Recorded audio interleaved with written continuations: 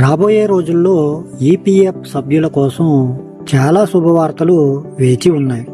ఇవి ఆర్థిక ప్రయోజనాలను అందించడమే కాకుండా అనేక ప్రక్రియలను సులభతరం చేస్తాయని భావిస్తున్నారు.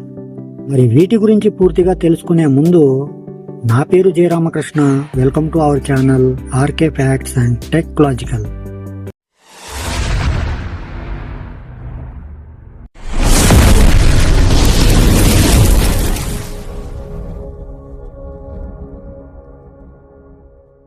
ఈపీఎఫ్ఓ పెన్షన్దారులు చాలా కాలంగా కనీస పెన్షన్ 7,500 రూపాయలకు పెంచాలని డిమాండ్ చేస్తున్నారు. ముఖ్యంగా ఈపీఎస్ పెన్షన్దారుల సంఘం ఇప్పటికే పలువురు కేంద్ర మంత్రులను కలిసి తమ విజ్ఞాపనలు తెలియజేశారు. ఈ నేపథ్యంలో ప్రస్తుత కేంద్ర ప్రభుత్వం మరొక ముందడుగు వేసినట్లు సమాచారం.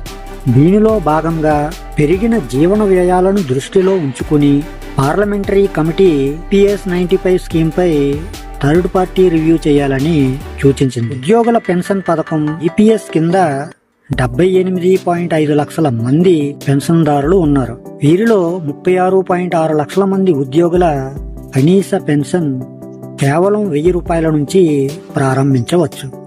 ఈ పెన్షన్ మొత్తాన్ని పెంచితే కోట్లాది మంది పెన్షన్దారులకు ఉపశమనం లభిస్తుంది.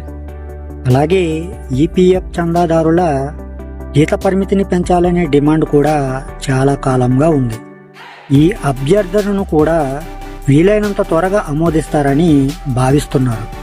5 లక్షలకు పైగా ఉద్యోగులకు, ముఖ్యంగా గతంలో ఉద్యోగుల పెన్షన్ పథకం ఈపీఎస్ కింద పెన్షన్ ప్రయోజనాల నుండి మినహాయించిన వారికి గణనీయమైన ప్రయోజనాలని అందిస్తుంది. జీతం పరిమితిని 15,000 రూపాయల నుండి 21,000 రూపాయల వరకు పెంచితే పెన్షన్ సహకారాలు పెరుగుతాయి. అలాగే మెరుగైన పెన్షన్ భద్రత లభిస్తుంది. ఈపీఎఫ్ పొదుపులు కూడా పెరుగుతాయి. దీనివలన ఈపీఎస్ సహకార పరిమితి 1,250 నుండి 1,749 రూపాయల వరకు పెరుగుతుంది. దీనివల్ల అర్హత కలిగిన ఉద్యోగులకు పెన్షన్ నిధి అనేది పెరుగుతుంది. ఇప్పుడు నెలకు ప్రాథమిక జీతం 15,000 రూపాయలు సంపాదించే ఉద్యోగులు మాత్రమే. ఇంతకంటే తక్కువ ఉంటే తప్పనిసరి ఈపీఎఫ్, ఈపీఎస్ కవరేజ్ కిందకి వస్తాయి.